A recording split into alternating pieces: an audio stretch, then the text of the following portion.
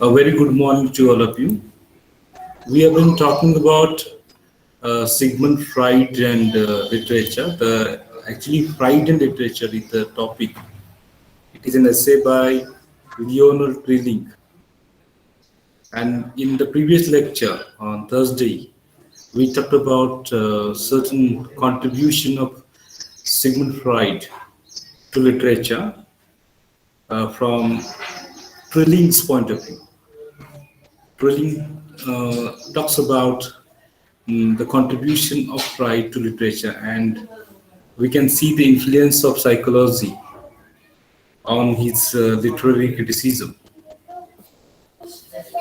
Then we also talked about the influences on Freud. So there was the influence of different philosophers, then what we call the authors, especially romanticists. We saw that too in the previous lecture. Then we also talked about the influence of, Freud and others. First of all, we talked about the influence of others, philosophers and poets, writers on Freud. Then we talked about the influence of Freud on literature, especially with reference to Franz Kafka, James Joyce, and Thomas Mann. And then we talked about the three layers of mind, the stratification that Sigmund Freud had proposed: id, ego, and superego. We understood what they are while discussing psychoanalysis, the background, and even in the previous lecture as well, we came to know about id, ego, and superego. We understood that id is the irrational, non-logical side of mind, which seeks dark forces, and ego is intelligence and control, whereas superego is the conscience.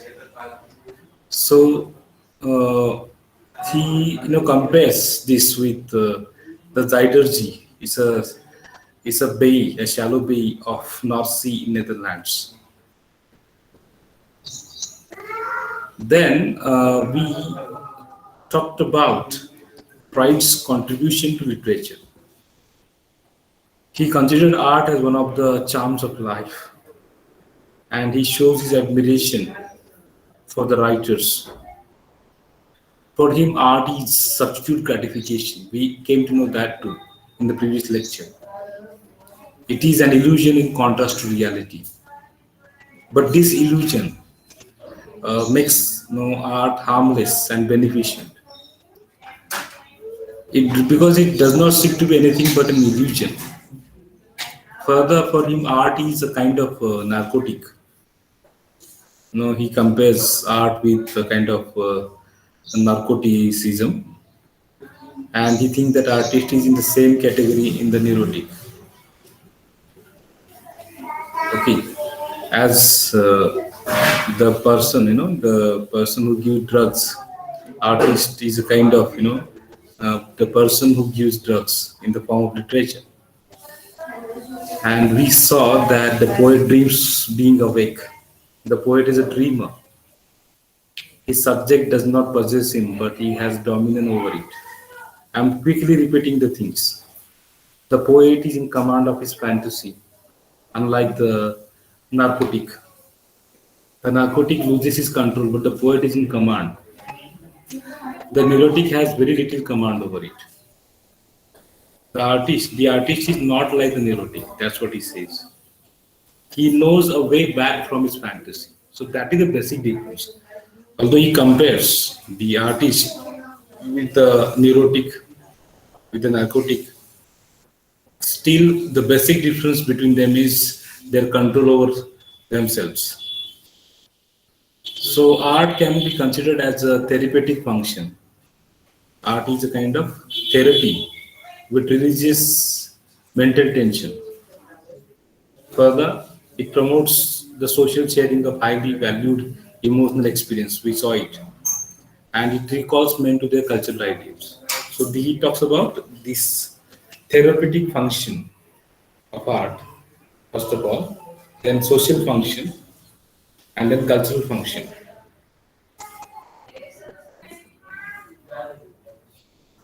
Now let's go ahead with. Actually, I think in the last lecture I explained this point as well. He doesn't want to encroach upon the autonomy of the artist. To encroach means, imagine knowing, to enter into something forcefully without seeking permission. He does not want to walk over the autonomy of the artist. He thinks that the autonomy of the artist is very important. And the psychiatrist cannot aid to the author. Of course, the authors cannot aid means to submit, to surrender to the author, and vice versa. The author cannot aid to the psychiatrist. Means both have got autonomy, both are independent, and common people, laymen, may expect too much from psychoanalysis. Although psychoanalysis is a better way, a good method for analyzing art, it may not encroach the autonomy of the artist.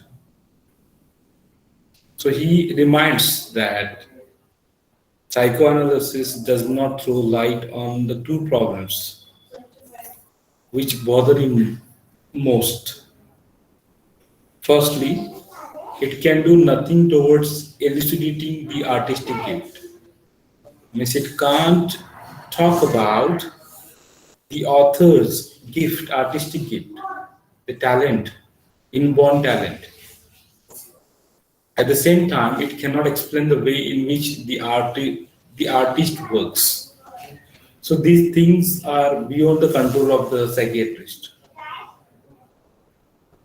And then he talks about the two things that this method can do, psychoanalytical method. Firstly, it can explain the inner meanings of the work of art. It cannot talk about the artistic gift, it cannot talk about the way the artist works, but it can explain the inner meanings of the work of art. It can explain the temperament of the artist. Temperament means nature, character, the way of thinking, his perception. Okay, in Marathi we call it Swabhav. So that can be explained. Okay, so with this note, he goes ahead. Actually, we are understanding Sigmund Freud with reference to Leonard Trilling's perception. Now, Trilling refers to Ernest Jones, who analyzed Hamlet by using psychoanalysis. So he refers to Ernest Jones and the mystery of Hamlet. Ernest Jones tried to illustrate, explain the mystery of Hamlet. He tried to clear the mystery of Hamlet, Dr. Jones, I mean to say, and he believed that Hamlet gives the clue to the workings of Shakespeare's mind, which is actually, according to Freud, not possible. Psychoanalysis cannot talk about the working of the author's mind, but Ernest Jones believes something which is contrast to Freud's theory. Now let's go ahead with the mystery in the play Hamlet by William Shakespeare. There are certain questions that he raises here. The first question is why Hamlet did not avenge the murder of his father. So you might know his uncle murders his father, and his father's ghost reveals this truth, this fact to Hamlet. Hamlet does want to take revenge, but he's unable to do so. He cannot take the revenge. So why did not he avenge the murder of his father? That is the first question. Second question is, what is the secret of the magical appeal to the of the play? There is a kind of magical appeal in the play, and what is the secret behind it? So these two questions are raised by Jones, and he tries to answer these two questions. Dr. Jones believes that it is not solely on the impressive thoughts and the splendor of the language. Means what appeals, what is the magical charm in the play? It is not simply the impressive thoughts and the splendor, the grandness of the language. It is something beyond that. So Freud says the meaning of a dream is its intention. The meaning of a dream. We have already come to know that a piece of literature, a work of literature, is considered as a kind of dream by the psychiatrist. And the meaning of a dream is its intention. What must be the intention? Whereas the meaning of a drama is its intention. In this way, they are actually similar. I quoted Freud over here. The meaning of a dream is its intention, the meaning of a drama is its intention. Both function equally. And according to Dr. Jones, the play Hamlet is wrapped in a dreamlike quality. It has a dreamlike quality. It is full of, wrapped in a dreamlike quality. Means entirely, means from beginning to the end, we see that quality in every incident of the play. And it touched Shakespeare's personal and moral life. That is what matters. Ernest Jones, Dr. Jones, thinks that this play shows the playwright's unconscious attachment to his mother. You might be knowing something about that. Oedipus complex and Electra complex. These are the two terms from psychology. Oedipus complex.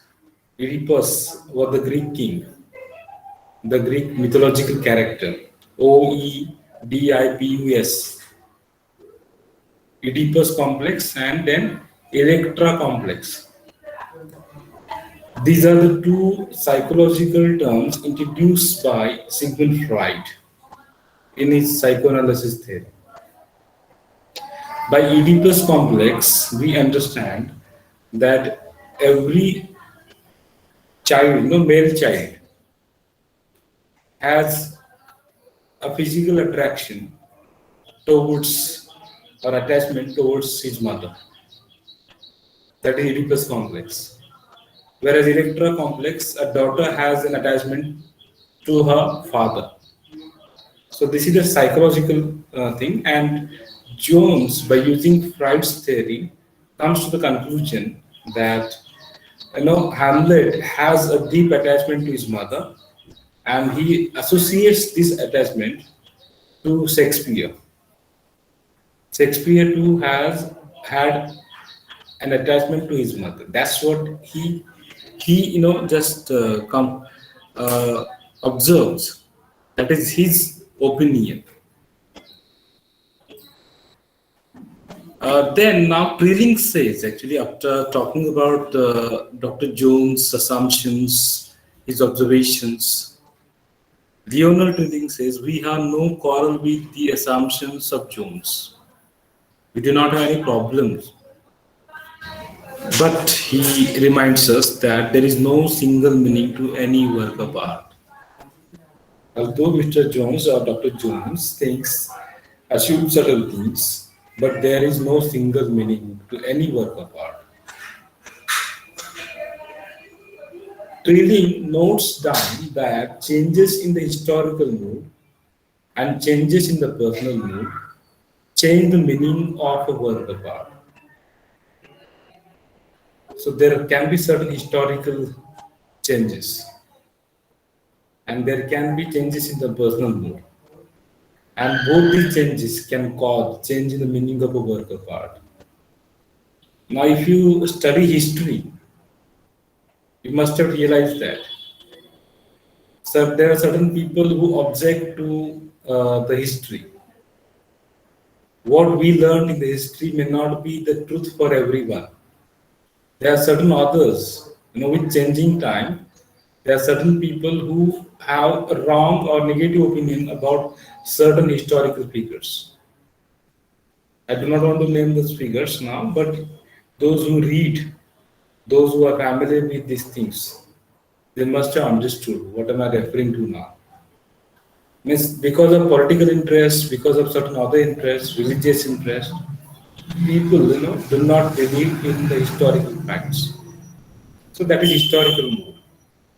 And even your personal assumptions, your personal understanding, your personal experiences also have a role to play in understanding the meaning of a work of art. This is a kind of reference to reader response criticism. In the next part of my presentation, is now after we cover this particular topic, we shall be talking about reader response criticism proposed by Roland Barthes and his followers. So every individual and his interest has a role to play to decide the meaning of a work of art. And according to Trilling, this particular change makes art a richer thing. The meaning is not permanent, the meaning is not stable, it is unstable, it is dynamic, it is not static. So the meaning of a work does not lie in the author's intention. That's what Trilling thinks. It gives less importance to the author's intention. Then where does it lie? It lies in the effect of the work. It is its appealing nature, its effect on the readers.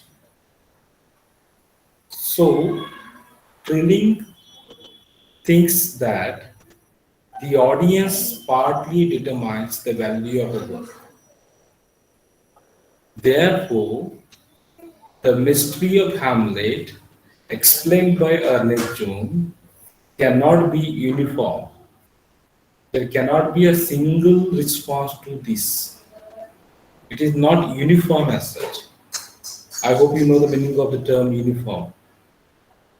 Okay, so it is not single. It is not uniform. There can be variations. Moreover, the elements of art are not limited to art. They reach into life as well. They are not simply limited to the art. They cover life as well. Therefore, it is difficult. It is not practical to find out the mind of the artist, to read the mind of the artist. So he concludes regarding this. Jones, the misanalysis of the mystery of Hamlet. Jones' assumption that Hamlet is central to Shakespeare's character is purely a subjective assessment. It is highly subjective, purely subjective evaluation or assessment. It cannot be accepted as everyone's opinion.